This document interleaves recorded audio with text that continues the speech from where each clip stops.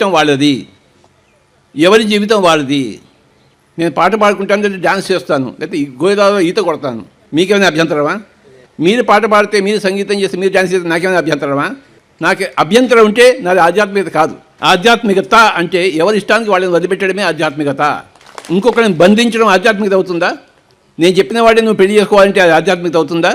నీ ఇష్టం వచ్చినట్టు నువ్వు పెళ్లి చేసుకో, లేకపోతే నీకు పెళ్లి అవుతుందని కూడా వద్దు, సన్యసించుకో, కాషాయవస్త్రాలు వేసుకో, no problem. Any problem is there? చెప్పండి, నో ప్రాబ్లం. ఇలా నో ప్రాబ్లం. ఆధ్యాత్మికత అంటే ఏమిటయ్యా అంటే ఎవరి ఇష్టాన్ని వాడికి వదిలిపెట్టడము. అంతకన్నా చేయగలిగింది ఏమీ లేదు. ఒక మనిషి ఇంకో మనిషి మీద జులుం చేయొచ్చా? అధికారం చలాయించచ్చా? మొగుడైతే పెళ్ళ మీద అధికారం చలాయించచ్చా? రామచంద్ర, ఎవరి ఇష్టాన్ని బట్టి వాళ్ళు జీవించాలి. అందరి ఇష్టాన్ని మనం గౌరవించాలి. నాకు చికెన్ మటన్ తినడం ఇష్టం అంటాడు, తిను, రోగాలు తెచ్చుకో, ఎవడొద్దు అంటాడు. నువ్వు పాపాలు చేస్తే నీకు రోగాలు వస్తాయి, అది చెప్తాం మనం. నేను పాపమే చేస్తామంటే రోగమే తెచ్చుకో, దాన్ని పర్యవసానం చెప్తాం. కానీ వాడిని ఆపచ్చా? మనం ఆపగలమా?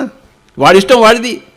వాడు దరిద్రుడు, వాడు దరిద్రమే కావాలి, ఆత్మహత్య చేసుకుంటాడు, వాడి ఇష్టం వాడిది. మరి అంతకంత అనుభవిస్తాడు.